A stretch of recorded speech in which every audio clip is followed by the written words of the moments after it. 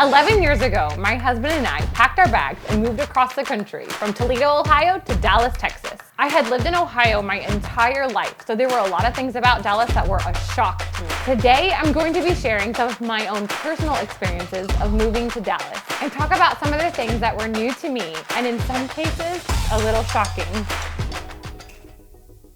So moving from a cooler weather state like Ohio, my assumption was that Texas is going to be warmer. And yes, Dallas is around the same distance from the equator as a city like Baghdad, so it's definitely the warmest climate I've ever lived in, but it didn't really play out the way I expected it to.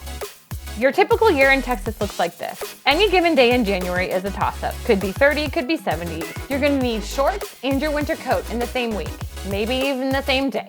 February is the coldest month here. This is when a lot of our ice storms come that make national news where everyone makes fun of Texans for not knowing how to handle snow flurries. Snow isn't the problem here, it's ice. March and April are normally pretty pleasant. Towards the end of April and most of May, it rains a lot. Little side note, that rain seems to bring out the mosquitoes. And in my opinion, those are the worst pests that we really get around here. Yes, you'll find snakes if you get out into some of the more rural areas, but being in suburban Dallas, my biggest complaint is mosquitoes. Okay, and the other things that come with the rain here in May storms are large hail and the occasional tornado. Another side note here, you're probably going to find that your homeowner's insurance premiums are higher here than other cities. And if you're wondering why, it's because of our hailstorms. June is going to get into the 90s, and from here until September, you need to limit your outdoor activities and drink plenty of water. July and August are regularly in triple digits. It's also going to be dry. You will need to water your yard and you will need to water your foundation. Texas soil has clay-like consistency, which swells in the wet months and recedes in the dry months.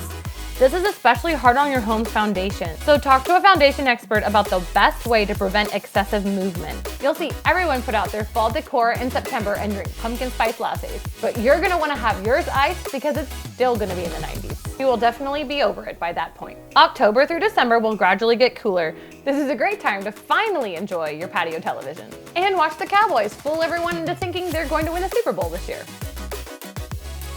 This is something you probably already know about Texas, but it can be a little surprising the first time you actually see it. And as of 2021, Texas no longer requires people to have a license to carry a gun in most places. Now I know this can be a divisive issue. Maybe this is something you're excited about, or maybe this is something you're unsure or maybe a little apprehensive about. I didn't really have strong feelings about it either way before moving here, but it definitely caught me off guard the first time I saw a civilian with a gun in public. So I would say wherever you land on this issue, do your research about it. For me personally, this is just my own experience. I don't want to assume it'll be the same for you, but this particular issue has not really affected my day-to-day life in any way. Dallas traffic is about what you'd expect for one of the fastest growing metropolitan areas in the country. I did have to white knuckle the steering wheel for a few months when I got here, but honestly, I don't know why you'd expect traffic to not be a problem in a big city.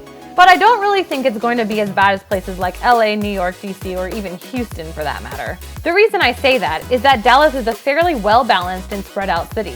There aren't the natural barriers like an ocean or mountain range that prevents the metro area from expanding outward. So yes, downtown traffic is not ideal, and there are places like I-35, I-635, I-75 that tend to get congested most of the hours of the day. But there are things I had to adjust to when we moved here. For starters, drivers are a little more aggressive than they were back in Ohio.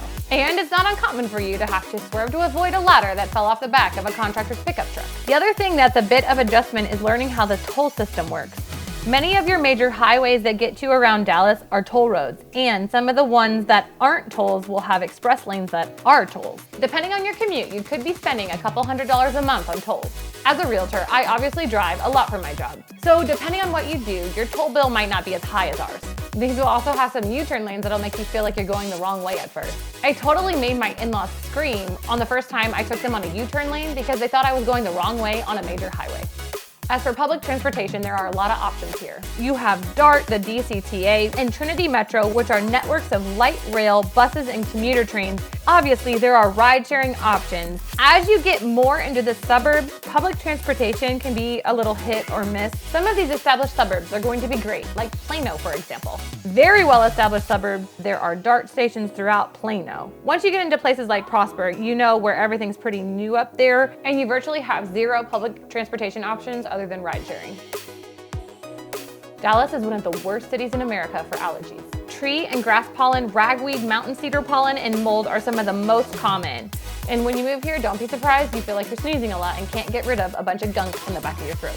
We have a cottonwood tree in our backyard, and 4 weeks out of every spring, it looks like it's snowing in the backyard. And those seeds get everywhere. Make sure you change your AC filters and have it seasonally serviced. You'll want to have the condenser sprayed down, as sometimes pollen can accumulate inside the condenser. Okay, so I mentioned earlier that Dallas is a fairly spread out city. You don't have natural boundaries that are stopping the city from expanding outward in every direction. And you can see that in the way that there is new construction going up around the entire perimeter of the Metroplex. So your downtown is actually going to be smaller than many of your other major cities, but once you factor in Fort Worth and the huge suburbs like Plano, Irving, Garland, Arlington, McKinney, Frisco, and you have the 4th largest metro area in the US. Putting your child into a new school system could obviously be something that brings about a decent amount of anxiety, both for you as the parent and for your kids. Thankfully, there are so many great school districts here in the Dallas area. Some of the highest rated options include Highland Park, Plano, Capel, Frisco, Prosper, Keller, and Mansfield. But there are plenty of others as well. I always recommend to parents to check out websites like greatschools.org, and they say everything is bigger in Texas, and that definitely applies to their football programs and marching bands. Texas does not have state income tax, but your property taxes are higher than a lot of other places in the US. Most areas around here range from 2 to 3%. So if your home is assessed at $400,000, it's not uncommon for your taxes to be around $12,000 a year. Some other things to watch out for. Make sure you're filing for whatever exemptions you're eligible for. Homestead and senior exemptions are the most common. Filing is free and will help you save a decent amount on your tax bill. Also, once you have your homestead exemption in place, the city cannot raise your assessed value by more than 10% every year. Keep in mind, you also have the right to protest your tax assessment every year. I readily provide all my clients an analysis of their neighborhood. Also related to taxes, you need to know that Texas is a non-disclosure state with regard to property sale prices, which means that the price you pay for your home is not public record. Do not tell Zillow, the government, or anyone else when they ask you what you paid for your home. So when we were thinking about moving to Dallas, I was worried that moving to a bigger city, the cost of living would be so drastically different than what I was used to in the Midwest. And while there are things like tolls and property taxes that were way more than I was used to, overall, it was a much easier transition than I expected. Now, things have changed a little bit since then. Dallas has grown quite a bit, but Dallas in general is still much more of a favorable city in terms of cost of living compared with many of your other cities like New York, LA, Seattle, and Chicago.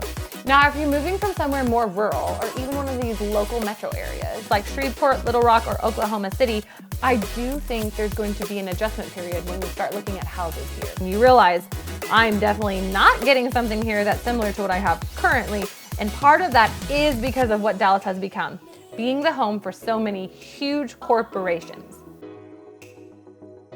Are Dallas people friendly? Overall, I'd have to say yes. I grew up in a small town where everyone knew everyone, and while this is obviously a lot different than rural Ohio, when I got here, I was pleasantly surprised at how friendly people are. I heard a lot of negative stereotypes about Texans when I told people I would be moving here, and I can honestly say that has not been my experience here in Dallas. While this may be a city of a lot of transplants, I have found that the locals have welcomed us with open arms. It's a very diverse city. There's a beautiful arts district, a lot of history here. I can honestly say I'm very happy getting to make this area my home and getting to have the chance to help other people do the same. Well, if you'd like to have a conversation about what it would look like for you to move to Dallas, send me a call, text, or email.